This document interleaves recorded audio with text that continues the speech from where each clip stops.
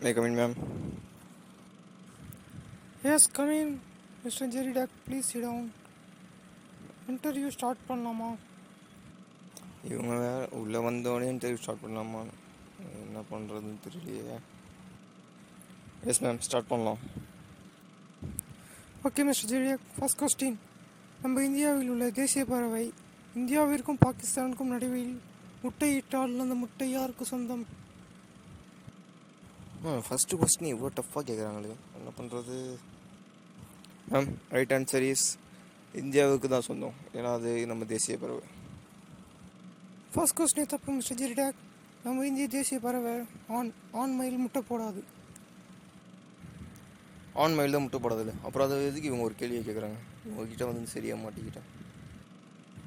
Okay mister Jerry டக், second question. யானைக்கு தாக எடுத்தால் அது எப்படி தண்ணி குடிக்கும்? ஸோ செகண்ட் கொஸ்டின் வந்து ஈஸியாக கேட்டாங்களே. சிம்பிள் மேடம், அது தாக எடுத்தா வயால் தான் தண்ணி குடிக்கும். தப்பு மிஸ்டர் ஜெரி டக். யானைக்கு தாக எடுத்தா அது தும்பிக்கையில் தான் தண்ணி எடுத்து குடிக்கும். ஸோ இவங்க கொஸ்டின் கேட்டு என்ன ஃபெயில் பண்ணுறாங்களா, இல்லை ஃபெயில் பண்ணுறதுக்காக கொஸ்டின் கேட்குறாங்களான்னு தெரியல. மேடம், நீங்கள் கேட்குற கேள்விலாம் ரொம்ப டஃப்பாக இருக்குது. லாஸ்ட்டு கேள்வி அது கொஞ்சம் ஈஸியாக கேளுங்க மேடம்.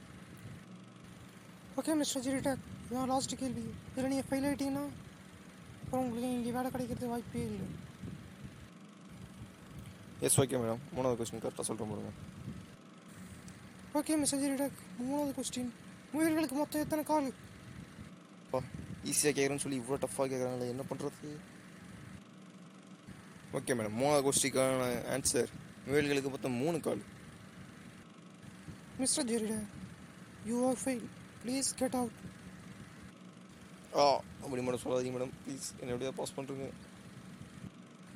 Mister Jerry. எஸ் சொல்லுங்கள் மேம். எழுதாச்சு வெளியே போடா. சரி, இதை விட டீசெண்டாக யாரும் சொல்ல மாட்டாங்க. நான் கிளம்புறேன் மேம்.